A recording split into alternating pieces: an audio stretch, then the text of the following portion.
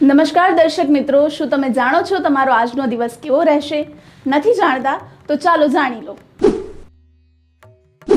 મેષ રાશિના જાતકો માટે આજનો દિવસ ખુશનુમા રહેશે. આજે તમને કોઈ ખુશખબરી મળી શકે છે. બિઝનેસમાં નવી યોજના પણ લાગુ કરી શકો છો, પરંતુ તેની સાથે તમારા પાર્ટનરનો મત લેજો. પરિવાર સાથે બહાર જવાનું વિચારી શકો છો અને તમારી આસપાસના લોકોથી થોડું અંતર જાળવીને રાખો, નહીં તો મુશ્કેલીમાં ફસાઈ જશો.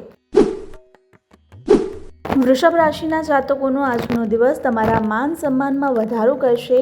બીજા કોઈની મદદ વિના પણ તમે આગળ વધી શકો છો, પરંતુ લોકોના સ્વાર્થને સમજી શકો છો અને તમારા કામકાજમાં કોઈ બેદરકારી ન દાખવી, કારણ કે તમારું કામ તેનાથી બગડી શકે છે.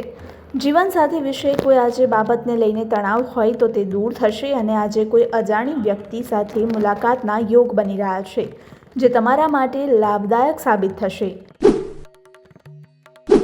મિથુન રાશિના જાતકોનો આજનો દિવસ તમારો ભાગદોડવાળો રહેશે અને તમે બહુ ઓછા લાભમાં ચક્કરમાં પડશો નહીં.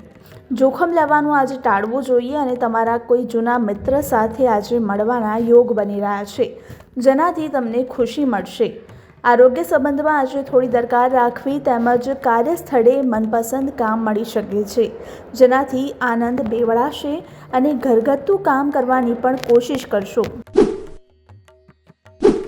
કર્ક રાશિના જાતકોનો આજનો દિવસ રોજગાર સંબંધી પરેશાની હોય તો તે દૂર થશે. જો કે આજે આવક અને ખર્ચ બંને સંતુલન જાળવીને રાખજો. આર્થિક યોજનાઓ બનાવી રાખો અને ભાઈ બહેનનો સાથ સહકાર મળી શકે છે.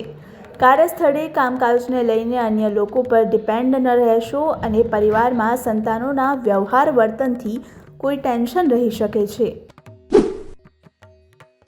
સિંહ રાશિના જાતકોનો આજે તમારી આસપાસના વિરોધીઓથી સાવધ રહો. ઓફિસમાં તમારા સહકર્મી અથવા બોસ સાથે સંબંધો વણસી શકે છે. સામાજિક કાર્યક્રમોમાં માન સન્માન વધશે અને પરિવારના સભ્યોની મનની ઈચ્છા પૂરી કરી શકો છો. આજે કોઈ ફાઇનલ ડીલ અટકી હશે તો તે પૂરી થશે અને ઘરે કોઈ ધાર્મિક કાર્યક્રમનું આયોજન કરી શકો છો, જેનાથી કુટુંબ પરિવારના લોકો વધારે આવી શકે છે. કન્યા રાશિના જાતકોનો આજનો દિવસ તમારા માટે મિશ્ર ફળદાયી રહેશે.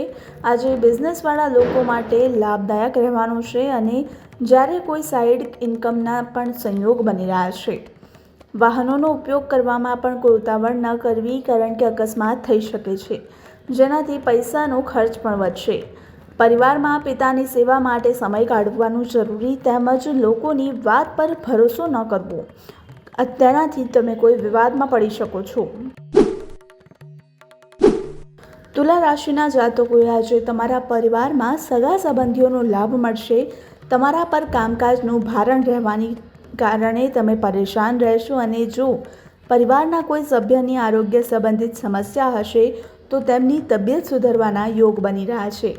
સંતાનો કોઈ બાબતને કારણે તમારાથી નારાજ થઈ શકે છે અને જીવનસાથી માટે આજે કોઈ સરપ્રાઇઝ ગિફ્ટ લાવી શકો છો. ઘર પરિવારમાં કોઈ લક્ઝરી ચીજવસ્તુ ખરીદવાનું પણ વિચારશો. વૃશ્ચિક રાશિના જાતકોનો આજનો દિવસ તમારા માટે આકસ્મિક લાભ આપનારો રહેશે. અચાનક ધનલાભના સંયોગો છે, જેથી તમારો આનંદમાં વધારો થશે.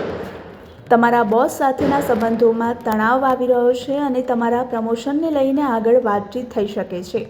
કોઈ જરૂરિયાતમંદને મદદ કરવા માટે તમે આગળ વધી શકો છો અને રાજકીય ક્ષેત્રે પણ તમારું નામ વધશે. ધન રાશિના જાતકોએ આજના દિવસે કોઈ ઉતાવળ ન કરવી. ઉતાવળે આંબા પાકે નહીં એ કહેવતને ધ્યાનમાં રાખીને કામમાં ઉતાવળ કરવાનું ટાળવું. પરિવારના સભ્યો સાથે આજે પાર્ટીનું આયોજન થઈ શકે છે અને જીવનસાથી સાથે ધાર્મિક યાત્રાએ જવાના સંયોગ છે. ખાસ કરીને આજના દિવસ દરમિયાન કોઈ નવું રોકાણ કરવાના હોય તો તે બચીને રહેજો અને કોઈ જગ્યાએ રોકાણ કરવાના હોય તો અનુભવી વ્યક્તિ સાથે વાતચીત કરો. મકર રાશિના જાતકો માટે આજનો દિવસ ખુશનુમા રહેશે અને પરિવારમાં કોઈ શુભ કાર્યક્રમનું આયોજન થઈ શકે છે. નાના મોટા લાભ મળી શકે છે અને તમારા વિરોધીઓની ખાસ સાવધ રહેજો.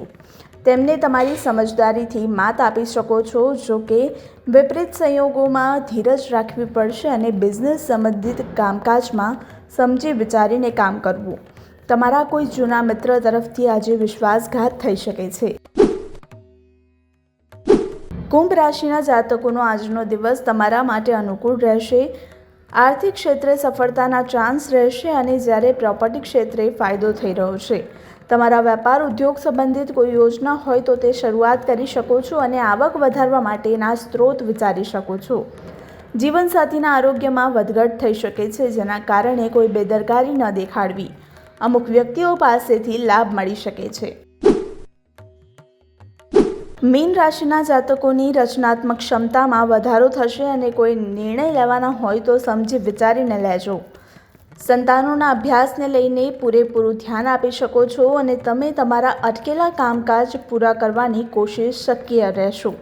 જો કોઈની પાસેથી પૈસા ઉધાર લીધા હશે તો તેને પૂરું કરવાની કોશિશ કરશો અને તમે તમારા ઘર પરિવારમાં ચાલી રહેલી કોઈ સમસ્યાને લઈને વડીલ સાથે વાત કરી શકો છો।